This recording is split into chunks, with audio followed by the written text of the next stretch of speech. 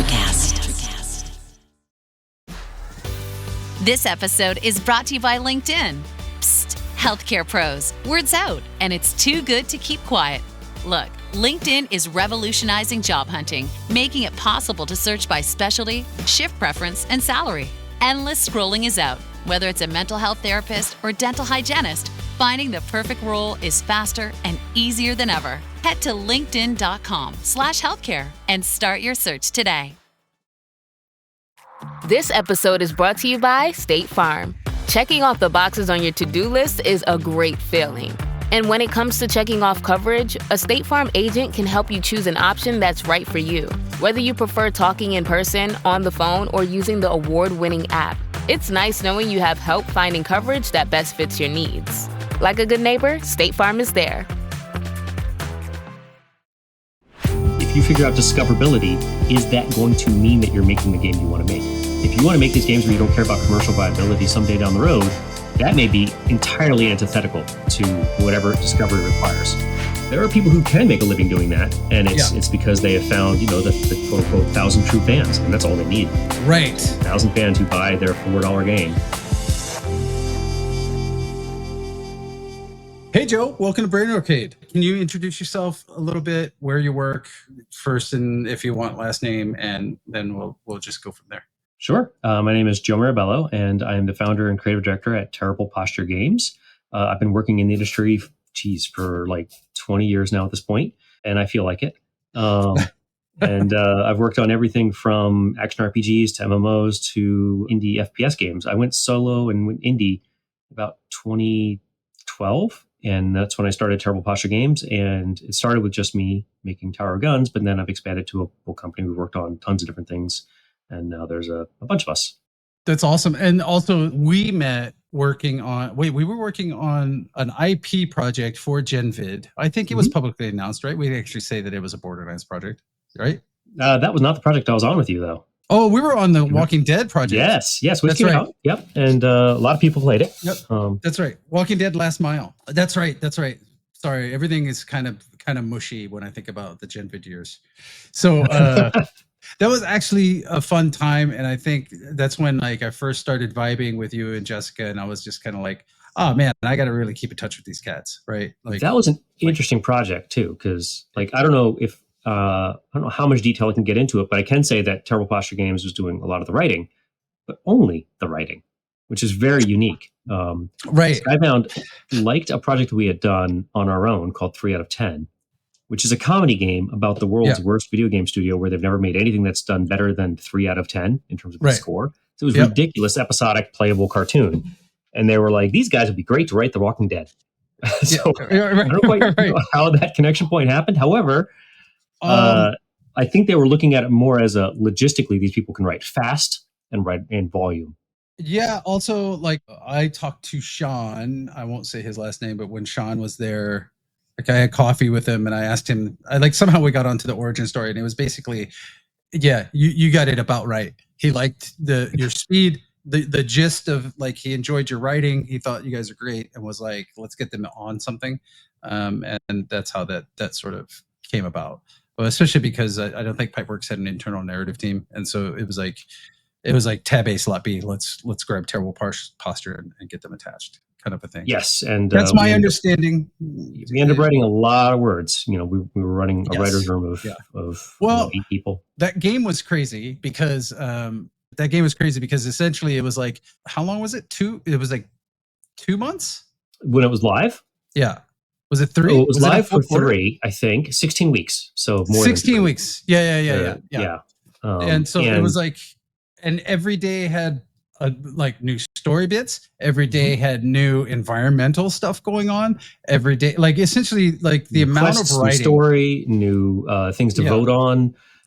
We wrote 1 million words for that thing, and we were also almost doing it Dungeon Master style, where we were looking at what people were voting on and responding to in the earlier weeks, and trying to get ahead, so that we were writing more of the later weeks to reflect what people were excited about. Yeah, that was exciting because also we had to get started right away. So the tech was still being built, and we had no way to know what the end format was going to be. Yeah. So I am very proud. One of the best decisions I think I've made in my career was putting stakes down and being like, this is how we're going to write.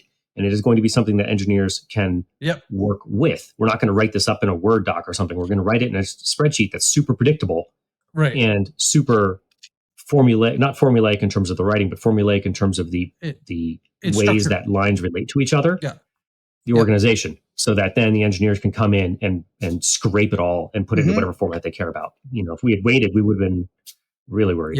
Yeah. We eventually went to, I forget which box and spaghetti tool, but like we sort of moved to something else later, which I have to tell you, I think I liked working with the spreadsheets better. It was lighter and easier to iteration deal with. level. It's harder to get the hang of, but once you do, you're like, I'm fast.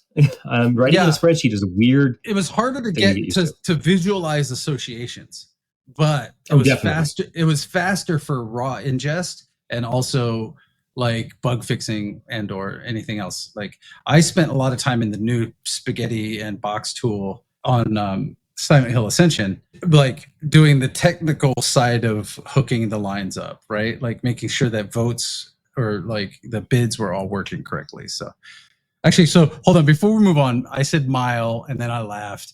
And MILE is an acronym at GenVid for Massively Interactive Live Event. So it was the whole idea is that playable D&D campaign. Right. And the whole idea was that the audience would affect the narrative or the story branches together. And so there was like aggregate input, like 60% of the audience said, let's go down branch A, and then it would in real time go down that branch. So, but actually that's not why I wanted to bring you here, although that was super fun. I was like, well, that was how we met though. So that's how we met. Yeah. Yeah, exactly. That was how we met. But I wanted to bring you in, talk a little bit about Battle Train. And you've been indie for so long. I would love to get your perspective on stuff because I'm cooking up something in the background that I will pitch to you at a later time with a more like focused presentation. But I like right now I'm spending a lot of time talking to a lot of indies, and I'm trying to figure out like everybody's common pain points, everybody's like where we're going in the future, talk about the current events in indies and what's going on. And so like, cause it's evolving very quickly right now. So, super quickly. Okay. Do you want me to give you a little bit of a history of how I went indie then? No, let's talk about Battle Train first. So like, how's it doing? And like, I don't know anything about the actual project of Battle Train. I've played it. I've bought it. Like thank you. I'm not super deep into it, but like, I know the game. So we can. Well, it is a wacky game. It is a game about exploding train dueling, and a game show about exploding trains and the cast and crew that runs it. It's very ridiculous. It's a lot of fun. It is very strategic and tactical. It's kind of like tactical dueling pipe dream.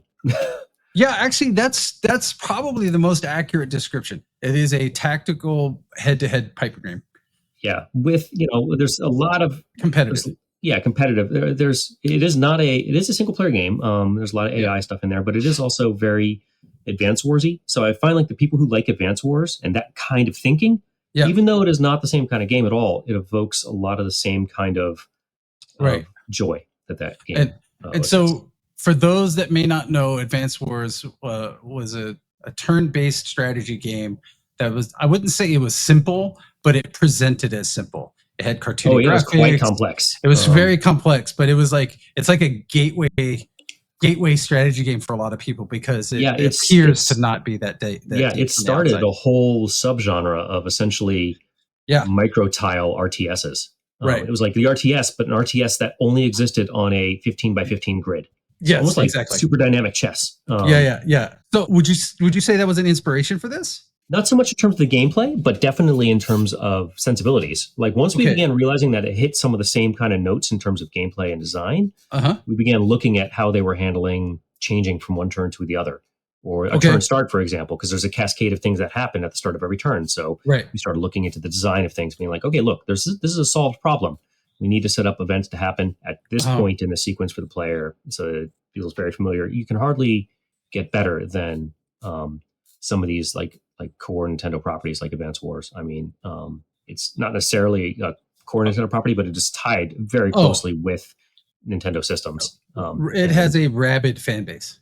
Yes, and you're not going to get better or more polished or more intuitive than that. So when it came to question marks about how you would change from one turn to the other, or when you would have things that say, hey, this spell effect lasts 5 turns. When does it expire? All of that kind of nuance that players never see. Yeah. We would look to Advance Wars, and without meaning to, people are like, this feels like Advance Wars. They'll say that to us. Right. Right. And it's because of all those little kind of dials that adjust the timing. Right. That's good though, because it felt like Advance Wars to me too.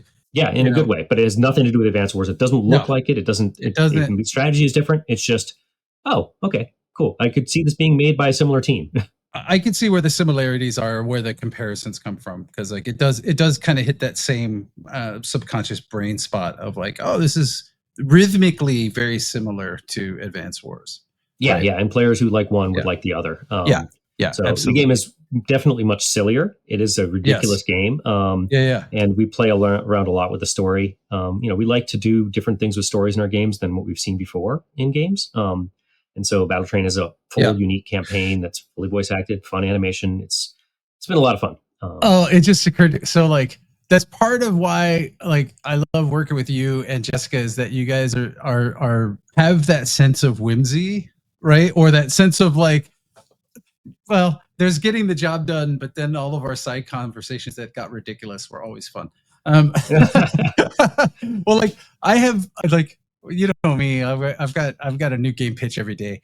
Like I have one that I think you'll enjoy, and I haven't figured this out, but I just thought it would be like, here, I'll just give you the quick pitch. Okay. We're doing a live pitch here. Let's do it. Yeah. I'll just give you the shape of it. So it's a zompocalypse, right? So it's the end of the world, right? And your character is a boy holding a goldfish bowl, except that you don't play the boy, you play the goldfish. And so the goldfish is actually guiding the boy around the world and trying to survive. And the boy is just super dumb. But it's played from the goldfish's POV. So the whole POV is fisheye lens. It's essentially the whole world is distorted through the goldfish bowl.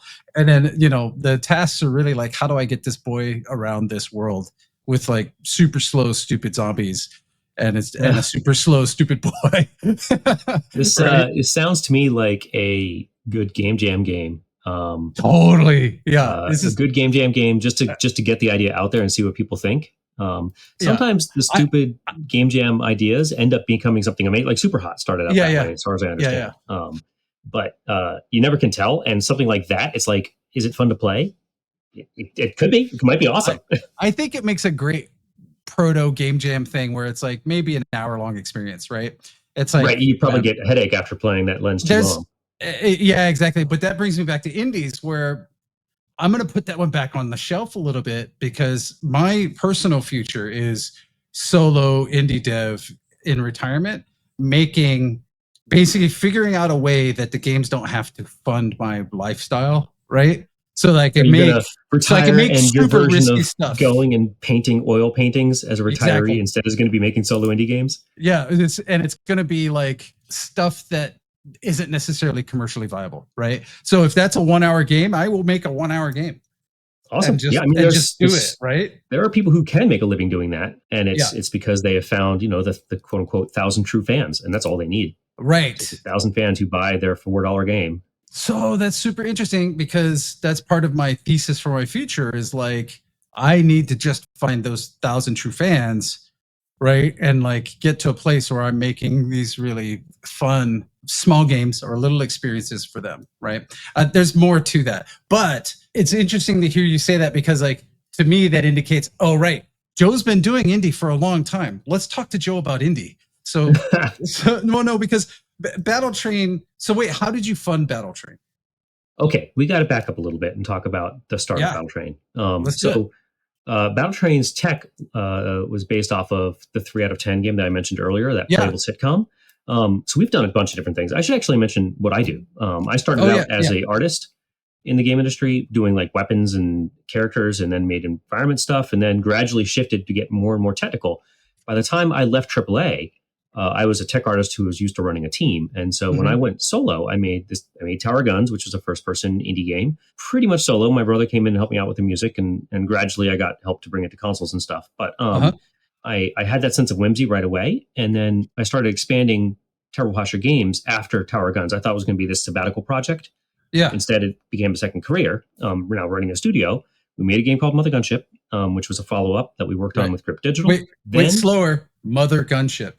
Mother Gunship. Yeah. Yes. You said it so fast that I know what you said, but like it is a ridiculous fun. I wish I could take credit for that one, but that was Grip's title. We basically were brainstorming it, having a title brainstorming session, and then just as a joke, one of the founders of Grip kind of said Mother Gunship, and we were like, "That's it. We're not beating that." Yep.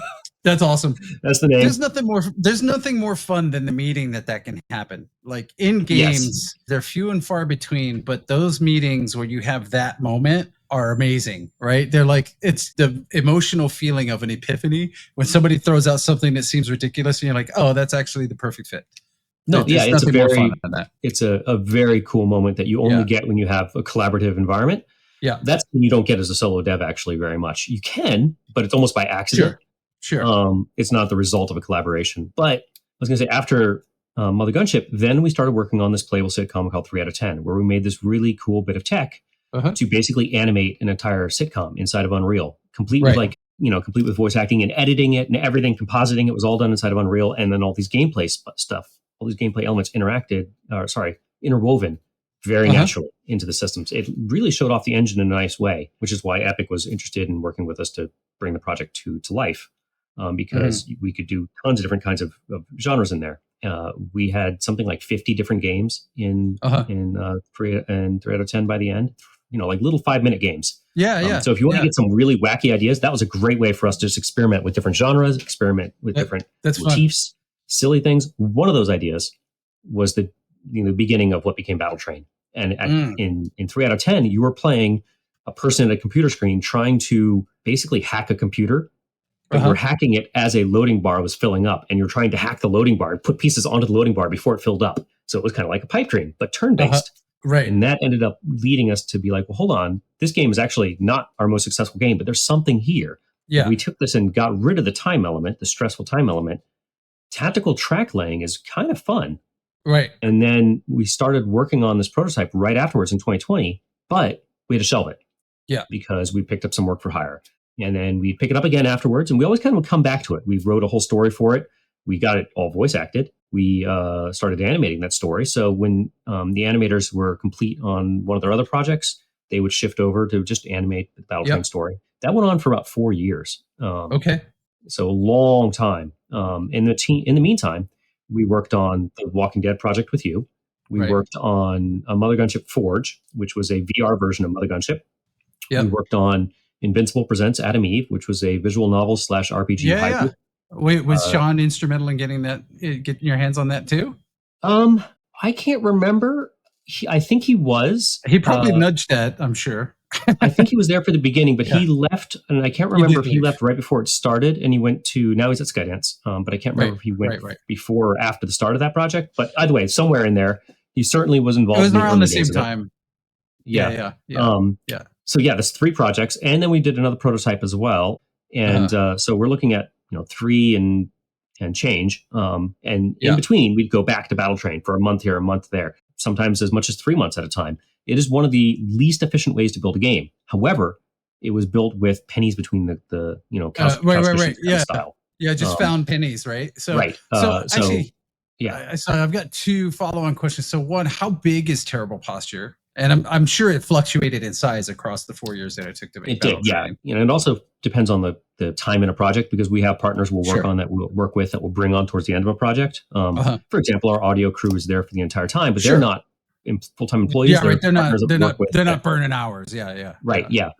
So we are anywhere from 10 to 14 people, depending on when in that history you're talking. So still pretty nimble, but large for an indie. That is fairly large for an indie. It's large enough that people are specializing, which is rare. And it's interesting. Actually, I was talking to somebody else about this. Might have been Jessica, but I was like, it's interesting that at that size, you do tend to start specializing, which then starts to bring in communication challenges potentially, because people get myopic in their view a little bit, because they're not paying attention to a bunch of other stuff, right? Right. They start to know a slice of the pie well, but not the whole Right. And it's natural. It's natural human behavior. It's basically once you have something to focus on, it gets harder for you to pay attention to the other stuff. And I mean, with smaller indies, you'll still see that, but it'll be like art as a whole slice, or engineering as a whole slice, and not I am the network engineer or I am the effects artist. Not like that level of slicing. And the slicing just gets more and more sliced the bigger the team gets, you know. Well, I mean, when I was on not an indie team, but on a team size of like 12 or something, I think I did a little bit of everything. Like the last time I was on a team that size, I like shipped pixel art, I did script, I did some code, like I did, you know what I mean? Like I like me. Yeah. I did a lot of fill in, right? And you have to when you're indie. You do. And there's people on our team who are very generalist beyond just their main sub discipline. They are people that we have shifted around a lot because they've shown an aptitude for technical stuff, or an aptitude for marketing stuff, or an aptitude for working with the community. So there's a lot of multi-hat wearing, which in some ways is kind of frustrating, because you're like, well, I signed up to be just an artist. So I can feel that it is kind of frustrating. But also when you're at a small studio, everyone wears lots of hats. And that is part of the fun too. Like you would never get to do these kinds of different things at a larger studio.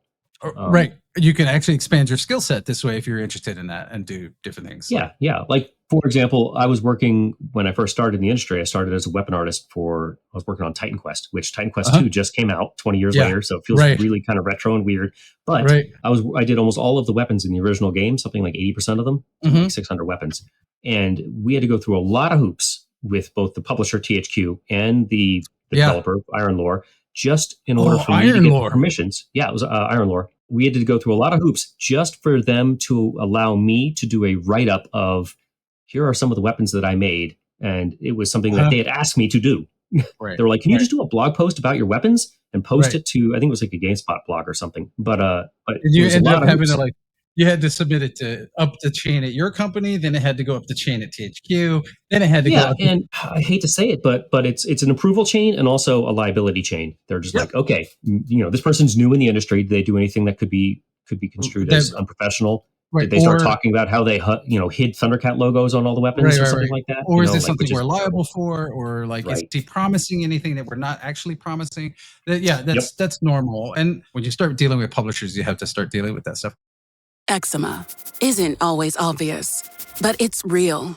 And so is the relief from Ebglyss. After an initial dosing phase, about 4 in 10 people taking Ebglyss achieved itch relief and clear or almost clear skin at 16 weeks. And most of those people maintain skin that's still more clear at 1 year with monthly dosing. Ebglyss, lebrikizumab LBKZ, a 250 milligram per 2 milliliter injection, is a prescription medicine used to treat adults and children 12 years of age and older who weigh at least 88 pounds or 40 kilograms with moderate to severe eczema, also called atopic dermatitis, that is not well controlled with prescription therapies used on the skin or topicals, or who cannot use topical therapies. Ebglyss can be used with or without topical corticosteroids. Don't use if you're allergic to Ebglyss. Allergic reactions can occur that can be severe. Eye problems can occur. Tell your doctor if you have new or worsening eye problems. You should not receive a live vaccine when treated with Ebglyss. Before starting Ebglyss, tell your doctor if you have a parasitic infection. Searching for real relief? Ask your doctor about Ebglyss and visit ebglyss.lilly.com or call 1-800-LILY-RX or 1-800-545-5979.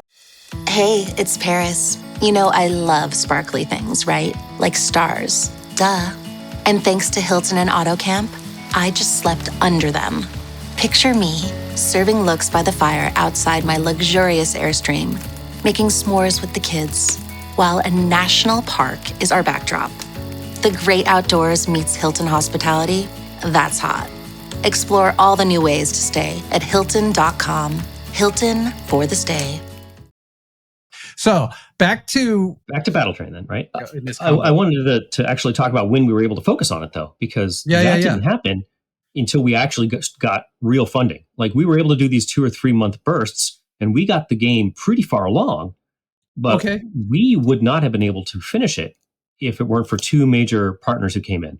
So that was my next question, which was like, all right, so some percentage of the game was found pennies, which means that you were doing work for hire for other people to pay the bills and keep the lights on.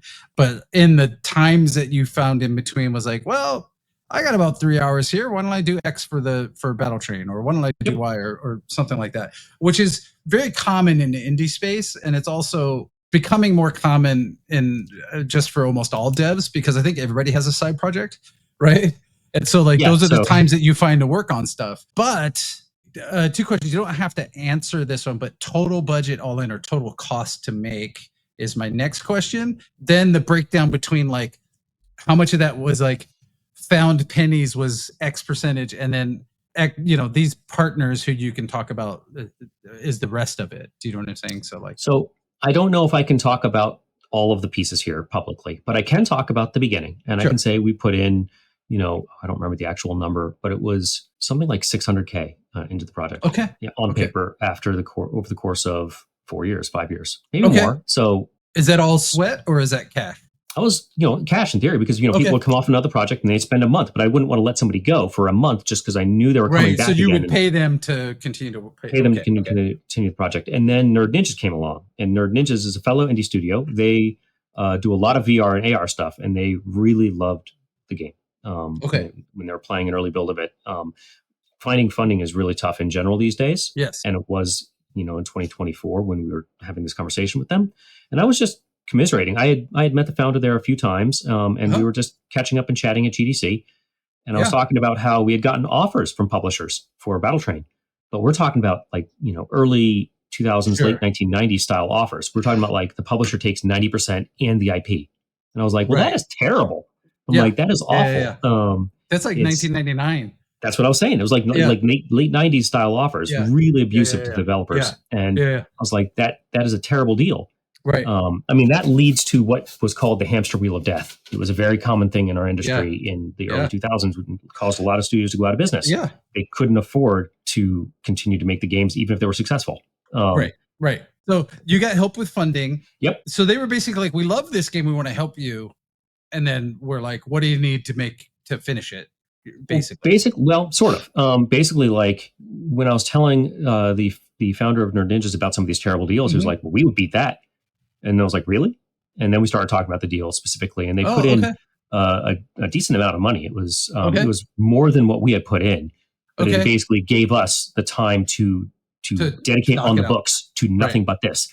But that wasn't everything, because we thought we were just going to release it at that point. As we were looking around through the landscape, we were like, hold on here. This is getting very crowded. This game is very good, but we know that its missing element here is marketing. We knew that it was not going to be able to get to anybody. If it was going to have a chance to do well, it was going to take some level of marketing beyond us. And that was when Bandai came along. Bandai was very interested in the game as well. And so interesting. Bandai actually ended up publishing the game. Okay. And they were very easy to work with, very good to work with. And I can't talk too much details because I don't want to speak for them, but I can say that they were very professional and good partners. And also, you worry about a big name like that because of the late 90s kind of thing we talked about before, like that hamster wheel of death scenario, which we'll get into, I guess, again in a minute. But Bandai didn't have any of that. They were really interested in trying to do something different and unique with us. It's also sort of different, though, because you had a game that was more mature, and also the things that they could bring to the table were more globally facing features. And so the trade becomes it's not about the check. It's more about like, I got this, you got that. Let's figure out how to make it work together. Whereas like if you pitch them on paper, they're going to own everything. Right. Like basically if they funded they would it. certainly, even that these days, I find first off, nobody's going to fund anything on paper. That just doesn't happen anymore. Nobody funds anything on paper. No, it doesn't. No, not unless you're Miyamoto, and then you fund everything he does. Miyamoto. But yes, I would even say that he would have a hard time getting stuff done purely on paper.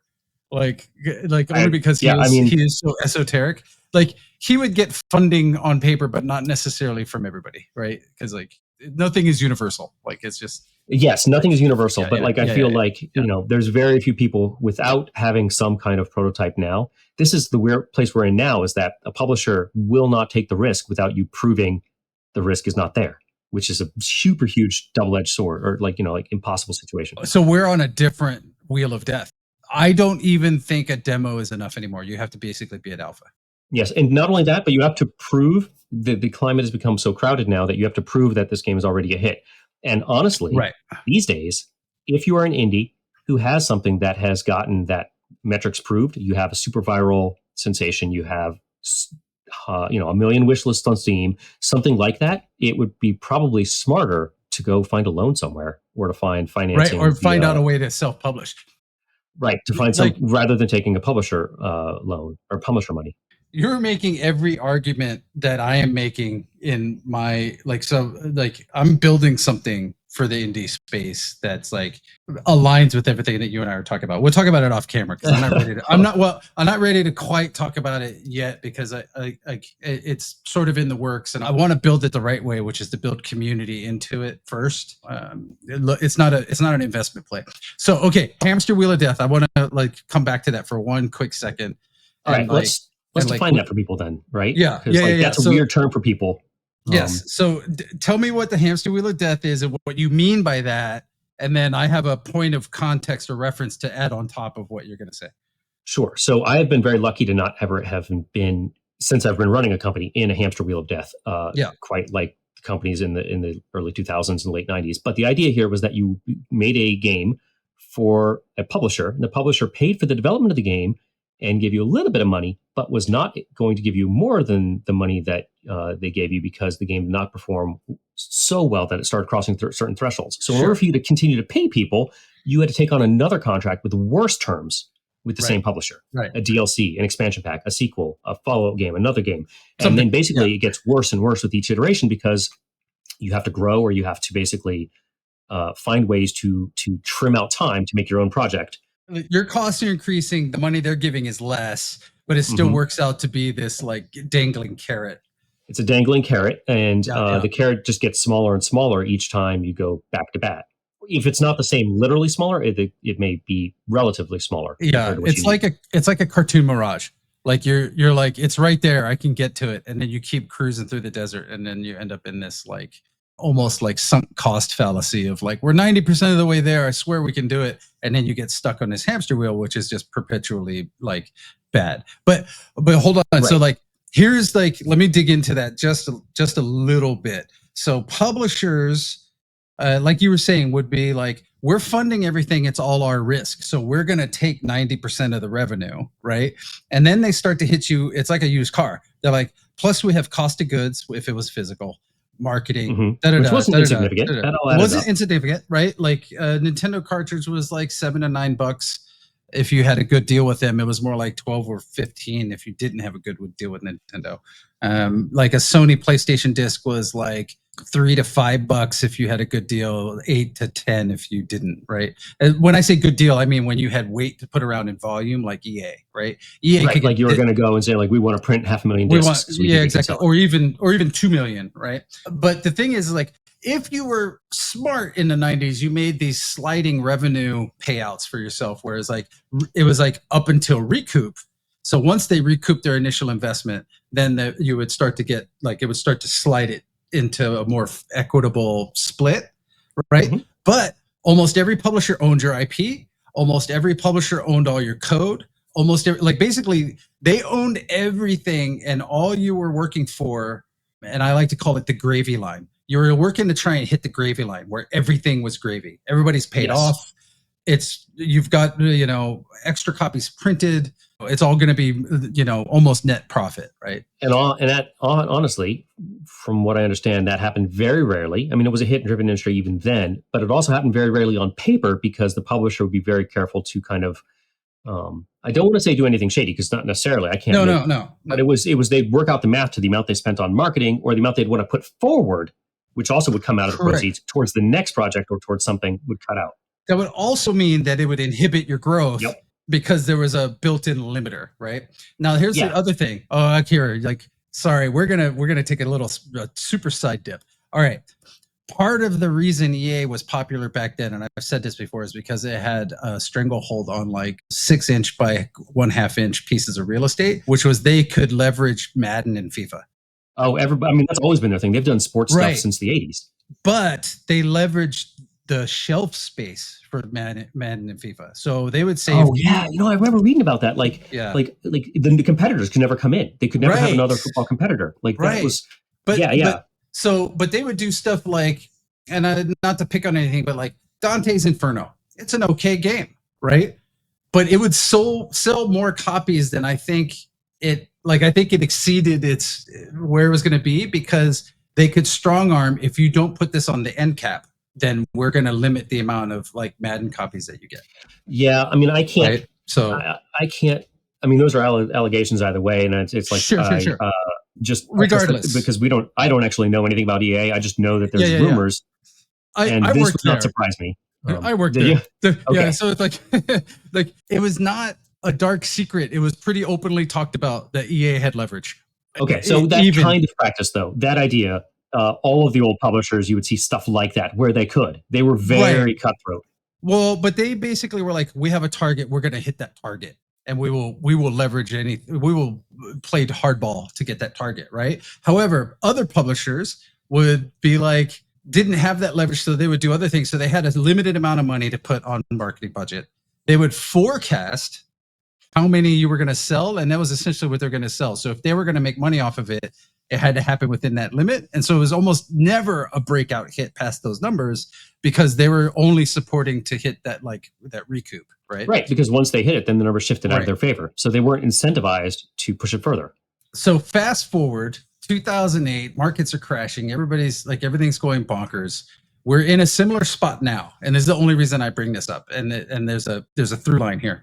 This is why when the App Store came out, like the Apple App Store, and they're like straight up cut off the top of 30%, was exciting for publishers and developers at the time. Not publishers so much, but developers. Because 30% off the top was so much more fair and equitable at that time than the deals that you would get with an actual publisher. Now, Apple never funded anything. Well, I mean, they funded some stuff, but they were never really in the games. So you had to figure out how to get it to market and then cut the 30%. But back then, you didn't need to do any physical stuff. You know, like I had a friend of mine who was digital, in that first wave. Yeah, first wave of iPhone games, became a many times over millionaire overnight. Yeah. Shipped a game that had one level and no sound. Right. And it was a good game. I won't talk about which one it was. It was a good game. Started a franchise, but he was just like, we have to get this out now. And it was the right move because he got it when there was very little competition on the store. Very little content. He got in on that first wave. Yeah, he went from being an engineer, working a day job, and then doing this at night with a few buddies of his, to having generational wealth overnight, which is amazing for him. But that's all because it was a flat cut. Now, like flat cut, and also he rushed to make sure that he got it out. He got there. He became early in the cycle. What's interesting is how many people are bitching about that 30% right now, which I'm not saying is not wrong, but just for perspective, the old man in me says like, back in my day, that 30%, I was excited about, right? So, I think that's actually warranted because the costs of the infrastructure has gone down quite a bit. But also the landscape is so much more crowded now that you can't earn money off of the 30%. I totally agree. The saturation, and it's only going to get worse. Saturation is going to get even worse. Right? I actually had this moment with games. So when I left the studio I was working for, actually the studio I was working for in 2008, 2007, that was an MMO studio. I was working on a large scale, big hundreds of millions of dollar project. It was Copernicus, the Kingdoms of Amalur MMO. I was there from the very beginning all the way till the door shut. That was where I learned the wonderful people who were the developers there. I can't vouch so much for the leadership side of things, but in the trenches, there were some great developers there, and I learned a lot. I learned how to become a tech artist there. Right. I went from being just an asset / character / weapons guy all the way up into being an environment tech artist, which the trade didn't exist when I started. By the time I left that studio, environment tech art was an actual career. But anyway, though, when that studio closed, I needed to take a break from AAA. And I looked around and I was like, I love writing. I love comics. I love animation. I love game making. And that's how you got here. Well, I was like, I would love to maybe write a book. Because I had written like an ebook before for fun, and I was thinking about what I would write about. And I walked into Barnes and Noble, just being like, maybe I'll sit here and write in the coffee shop because that's what you did back then. Yeah. But then I looked at all the books, and I was like, every single book in this entire store has someone like me behind it who wrote here, and there are 30,000 books in here, and I will maybe read 10 of them in my life. From books on these shelves. Right. I should not be writing a book right now. That does not make sense. Not when I can make a game.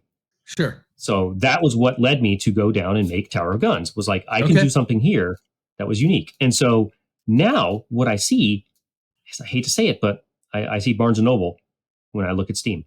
Yeah, you're not wrong. So here, quick It's data. giving me the same feeling. Some quick apocryphal data. So the amount of indie games on Steam has been hockey sticking. Mhm. I've Great for people who like indie games. Yep, absolutely. Well, actually, it's not so great once it hits saturation. But like in December 2024, like beginning of December, I went and did a blank search for indie games and just returned everything, and I came up with 100,000 titles. January 1st, 2025, I did the same search because I wanted to do 2 samples, and I got 103,000 titles, and that means that 3,000 games came out in 31 days, right? Yep, it was a lot of games coming out, hundreds a day. Yes, that's 1,000 every 10 days. Yeah, if you don't follow Achiro, is I don't know if you know of his work, but he's got an interesting attitude of, like, this is going to get worse. The problem here is discoverability. Can we do something to make a space that curates stuff to what you actually want that's better than what Steam is doing? Because he feels like Steam's curation is not very solid. It's not. He's like, let's do something that we feel like could tailor to what players will want based off this huge catalog. There's a few of those endeavors. I agree. Discoverability is actually the billion-dollar solve right now.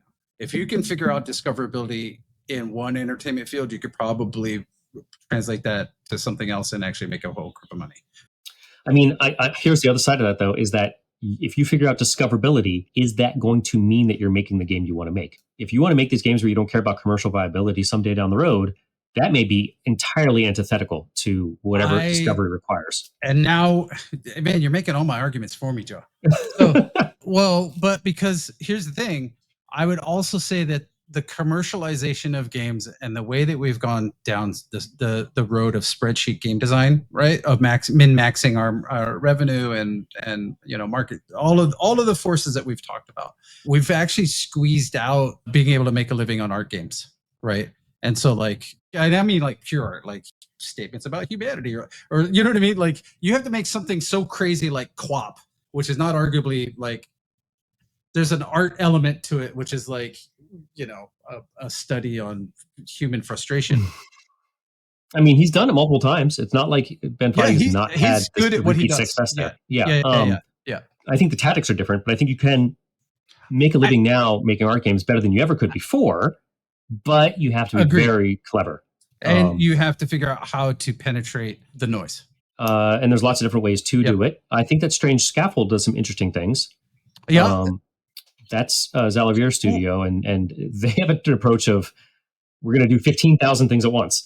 Right. So here's where my brain goes on that, as far as the indie space and like my place in it is, and you hit the key earlier, which is like, if I don't solve for 15 million players, but I solve for 1,000 hardcore like fans, then I can make different games. I now need to go find that 1,000. Right. Okay. So now you end up with a major problem that we see ourselves as a studio. Terrible Posture Games has hit upon this too. You will never find 1,000 fans if you genre switch. So if you want to make a bunch of different kinds of games, you have to start over from scratch every time, because players want. Think about if Stephen King started writing a romance novel, people are going to be disappointed. People want horror out of him. So it's very similar in games. Once you get those fans, you have to make sure that you are delivering to them what they want, or else they will go away. We're going to run out of time, so we don't have time for this question, because I think like, ooh, Joe, now I have a new question, and this is probably a whole other hour-long discussion about genre switching and stuff. Unless like Double Fine doesn't stay in the same genre, but they're known for their wackiness, right? Yep, and I think that the Double Fine success story is very one. I love Double Fine games. I think they're amazing. I also don't think you can call them successful. And that's sad, because I love their games so much. But I think that I'd be very curious to sit down with Tim Schafer and ask him, it's like, do you think you would have done something different? And it may be that his personality and his sensibilities means that he could not do something different. He had to go like that because that's how his brain works, switching around a bunch. But if you were to sit down and ask him, if you made Psychonauts 2 right after Psychonauts 1, would that have been a good move? But would we have been just as happy with Full Throttle 6? Right? Or I don't know.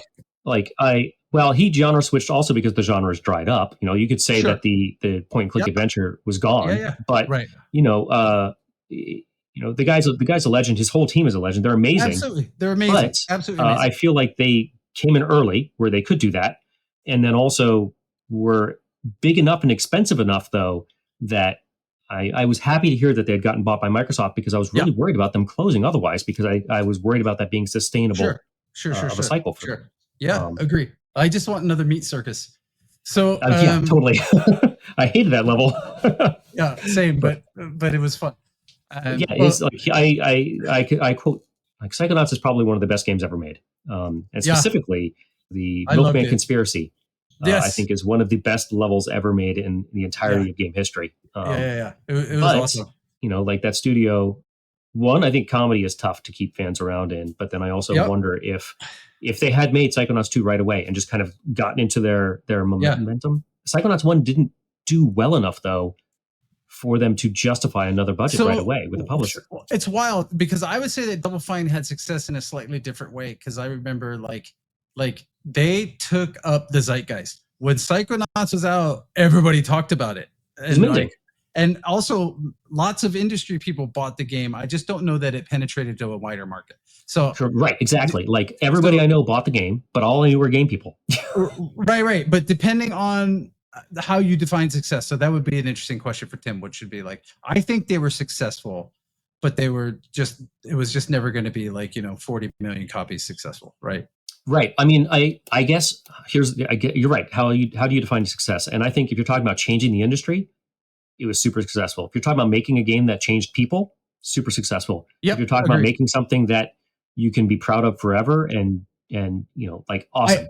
I think they have a fine legacy, right? The legacy, amazing. Yes. So let's wrap this up. Joe, I want to bring you back, because I do want to pitch you some stuff that I'm working on and sort of talk about it, because you are the easy accessibility of the topics that I'm trying to address outside of this is on your mind, because you're living it, right? And so I want to bring you back in and go, hey, let's list out some indie problems, and then let's discuss like potential solutions in the coming content apocalypse that's hitting us right now. But dude, thanks for coming on today. Dude, I always love talking to you, Joe. I think this is like, it's been a long time, man, and it's always great to talk to you. This could have been easily like a 3-hour conversation. I actually think, well, you and I will have to catch up off camera again as well too, just to catch up. So I'll let you know more about what the other stuff I'm working on. Sounds good. All right. Yeah. Awesome. Thanks, Joe. Thank you. Brain Arcade is a Princess Hermit production, produced by Kyrene Kim, music and mixing by Jonathan Ontiveros. The podcast is hosted by me, Chris Cross. You can find me and my other endeavors at coffeewithcross.com.